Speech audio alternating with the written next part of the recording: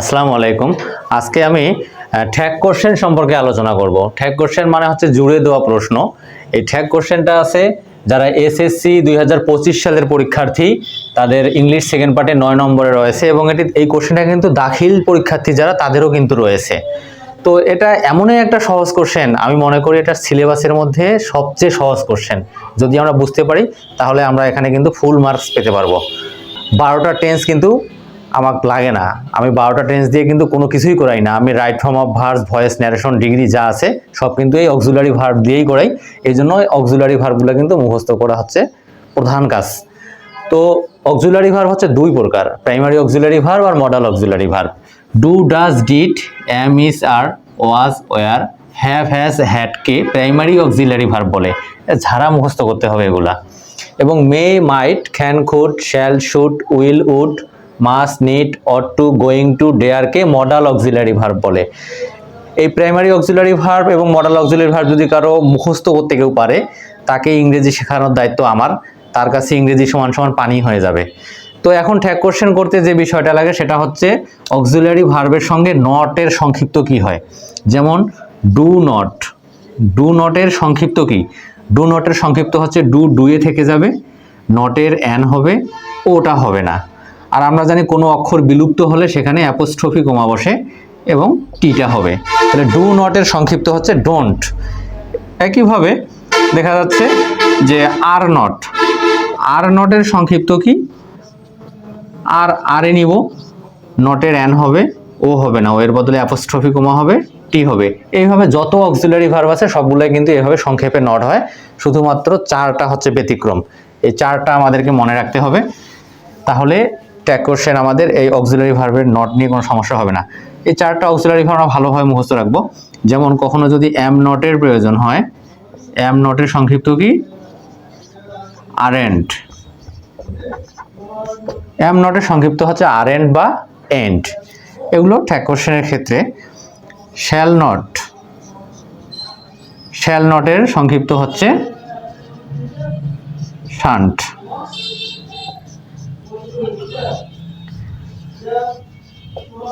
Will নটের সংক্ষিপ্ত হচ্ছে won't. Can নটের সংক্ষিপ্ত হচ্ছে খান্ট। তো এই 4টা অক্সিলারি ভার্ব ব্যতিক্রম, এদের নটগুলো হবে এইভাবে। আমি যে আগের ফর্মুলা দেখাইছি ওইভাবে কিন্তু এদের সঙ্গে নট লাগানো যাবে না। তো আমার এই ভিডিওটা যদি কেউ টেনে হেসড়ে না দেখে তাহলে তার ট্যাগ কোশ্চেন শেখানোর দায়িত্ব আমার। এখানে রুল 1 আছে, হাবোধক বাক্যকে ট্যাগ করার নিয়ম। আমি আগেই বলি, এক্সাম্পলে যে সেন্টেন্সটা আছে এরকম সেন্টেন্স থাকে। তো এই যে সেন্টেন্সটা এখানে দেওয়া আছে এটা হচ্ছে মূল বাক্য, আর আমাদেরকে যেটা করতে হবে সেটা হচ্ছে আনসার। আনসারটা হচ্ছে ট্যাগ কোশ্চেন। তো হাবোধক বাক্যকে ট্যাগ করার নিয়ম এখানে দেওয়া আছে, Meena is a good student. এখানে কি কিন্তু কোনো নেগেটিভ ওয়ার্ড নাই, নো, নট, নোবডি, নাথিং, কোনো নেগেটিভ ওয়ার্ড নেই, কাজে এটা একটা হাবোধক বাক্য। এই বাক্যকে যদি ট্যাগ করতে চাই তাহলে আগে প্রথম যেটা করণীয় কাজ, অক্সিলারি ভার্ব খুঁজতে হবে। আমি যদি অক্সিলারি ভার্ব আমার মুখস্থ থাকে তাহলে আমি দেখেই বুঝতে পারবো কোনটা অক্সিলারি ভার্ব। আর যদি অক্সিলারি ভার্ব আমার মুখস্থ না থাকে তাহলে আমি কিভাবে বুঝবো যে বাক্যে কোনটা অক্সিলারি ভার্ব।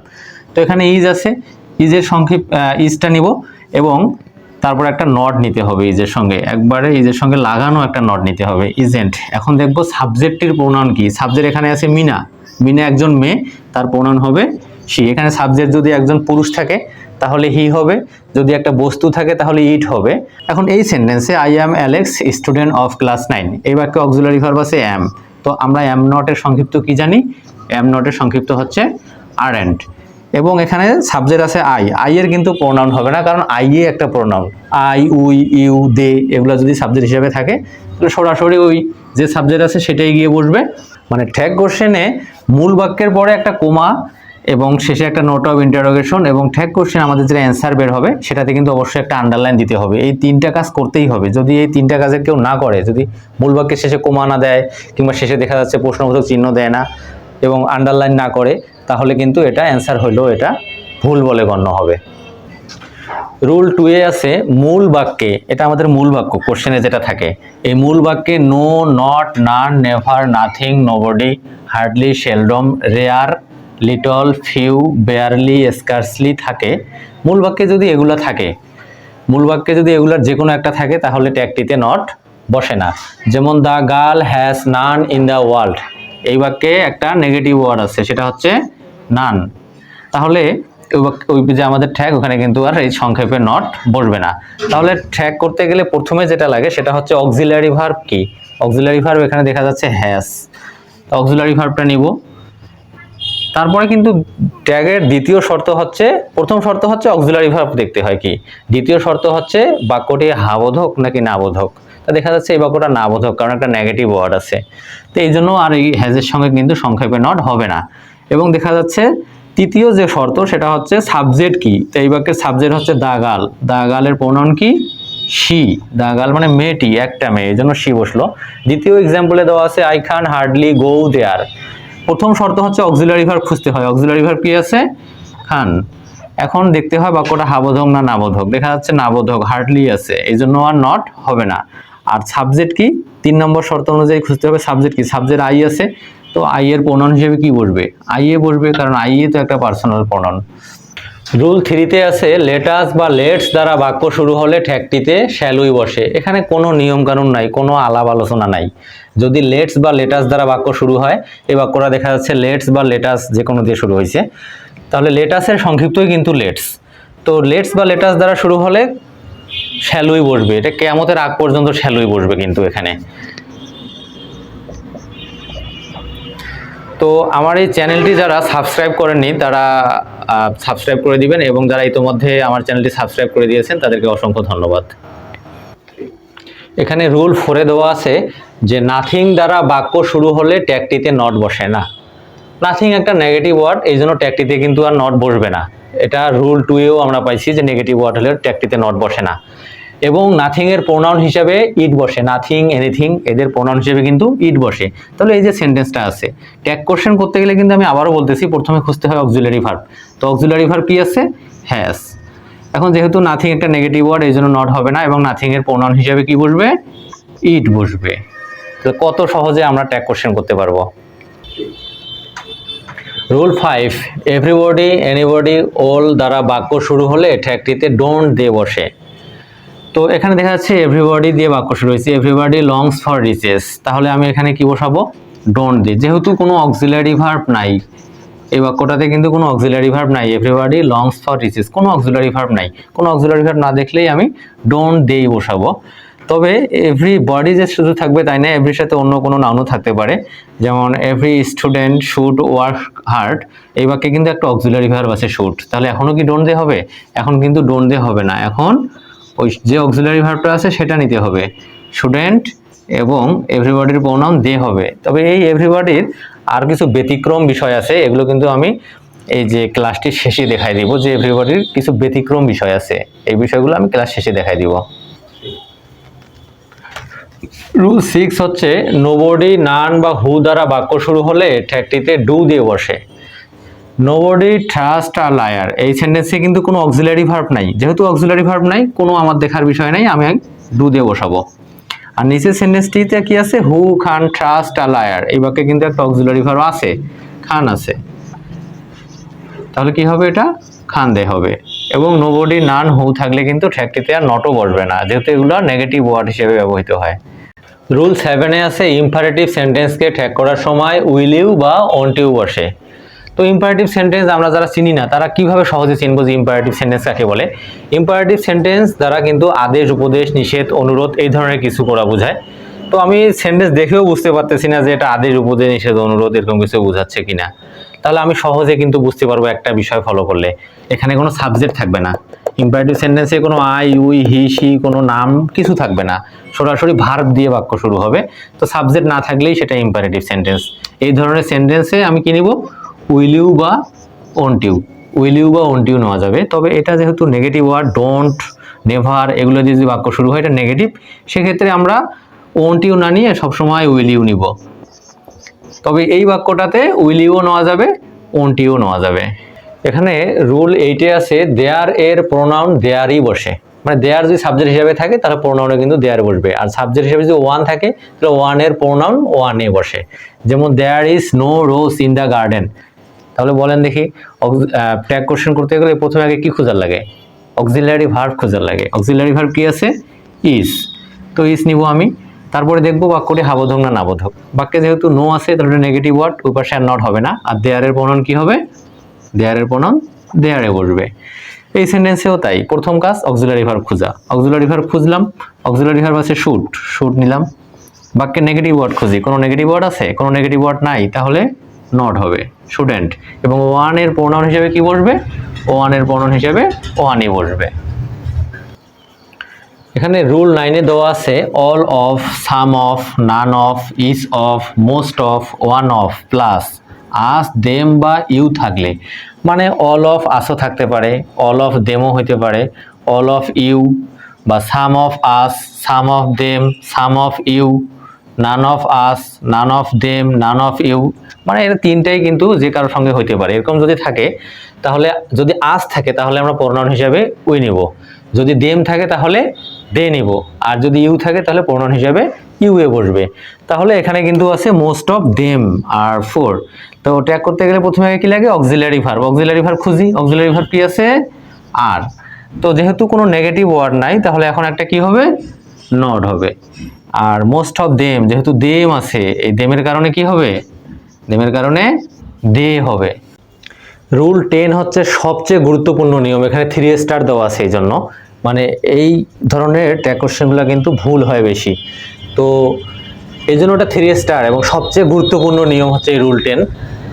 অক্সিলারি ভার্ব এতক্ষণ যতগুলা নিয়ম ছিল প্রতিটা বাক্যে কিন্তু আমি অক্সিলারি ভার্ব আগে খুঁজি, ট্যাগ কোশ্চেন করতে গেলে কিন্তু আগে অক্সিলারি ভার্ব খুঁজতে হয়, কিন্তু অক্সিলারি ভার্ব বিহীন বাক্যকে ট্যাগ করার নিয়ম, মানে অক্সিলারি ভার্ব নাই, তাহলে আমি কিভাবে ট্যাগ করব, প্রথমে ডু, ডাজ, ডিডের যে কোনো একটা নিব, প্রয়োজনে নট হবে, মানে কোনো নেগেটিভ ওয়ার্ড থাকলে নট হবে না, নেগেটিভ ওয়ার্ড না থাকলে একটা সংক্ষেপে নট নিতে হবে, প্লাস সাবজেক্টের প্রোনাউন প্লাস প্রশ্নবোধক চিহ্ন। যেমন হি লার্নস ইংলিশ, এই যে সেন্টেন্সটা, এই সেন্টেন্সে কি কোনো অক্সিলারি ভার্ব আছে, do, does, did, am, is, are, was, were, may, might, can, could, shall, should, will, would, কোনো অক্সিলারি ভার্ব নাই, এই জন্য এখন এখানে ডু, ডাজ, ডিডের যে কোনো একটা হবে।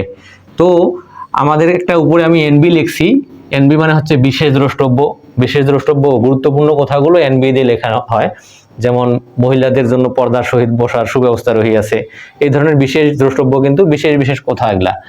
তো হি, সি, ইট একটা নাম বা একটা বিষয় যদি সাবজেক্ট হয় তাহলে কিন্তু ডাজ হবে।